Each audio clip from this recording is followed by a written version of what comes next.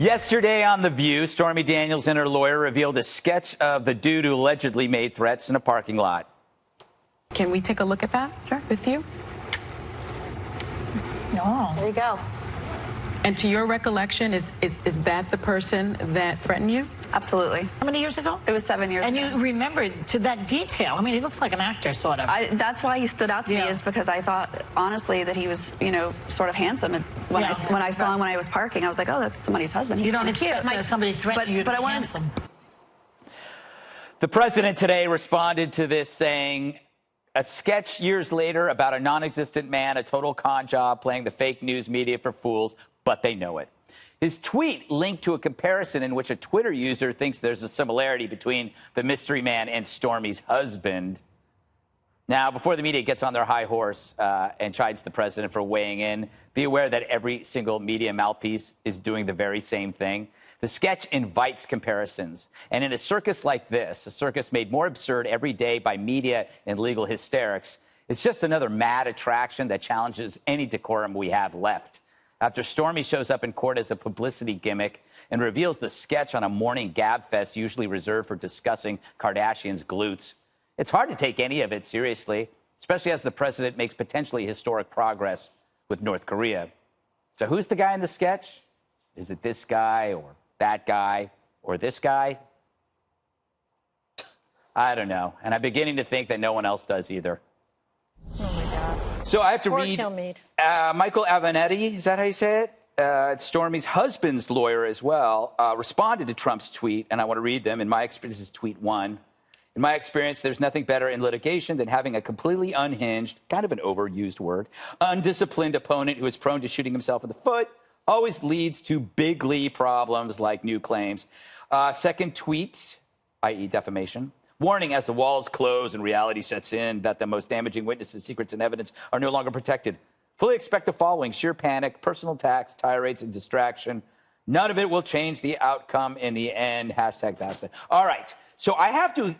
There's also some news just in that Avenatti's on another network and saying that he's going to add a defamation case against the president of the United States. There you go. So I have to give him credit, Kimberly. This is now a meme. It's like people have Tom Brady, they got Cato Kalin, they got Mark McGrath. I saw one of you. Yes, I did too.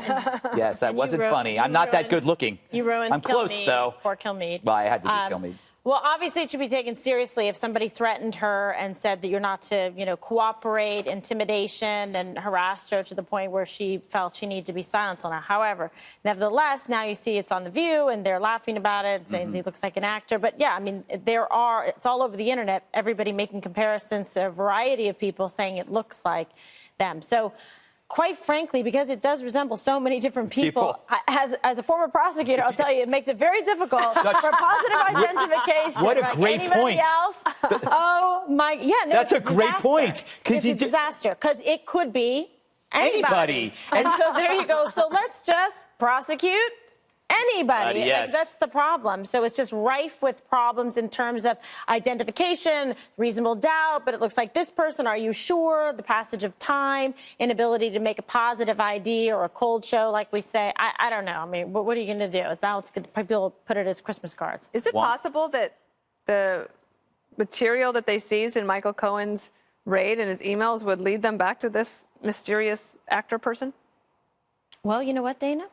Anything is possible, meaning if there was the identity of a person, in fact, he was acting in concert and specified for someone to go, maybe you find them, and I doubt a name will be written in big, bold print somewhere. But that's why you have to have, I think, a special master, like I did in my case, go through all of the documents, information, make sure that you get only what you're supposed to as well to uphold the attorney-client privilege. But, yeah, there could be a lot of variety of different things in there that aren't pertinent. So good we have a prosecutor here. Juan, do you have any theories I'm helping you every day, Greg. I know. I'll need help later at some point. Juan, do you have a theory? I mean, the thing is, everybody is now adding to this because it's like, guess who the guy is if the guy exists? I think it's probably a publicity stunt. I don't know. I think that Kimberly's right, though. When people are being intimidated and harassed, we shouldn't dismiss it out of hand, even if it's Stormy Daniels. But the thing that caught my attention... passage of time. I'm sorry? Even if there's a passage of time. Yeah, but the thing that caught my attention, Greg, is why is the president tweeting about this? How low can you go? I don't like it. I just think You know, can't it change debases him, Juan, normality. What are you going to do? I mean, you can't, even if you, I'm sure people tell him not to. Normal behavior by the president of the United States. First of all, he says it didn't happen, so leave her, let it be. But I mean, I think that was a good strategy on his part. But now he's tweeting about her and this. To me, it's like a tawdry display. It is.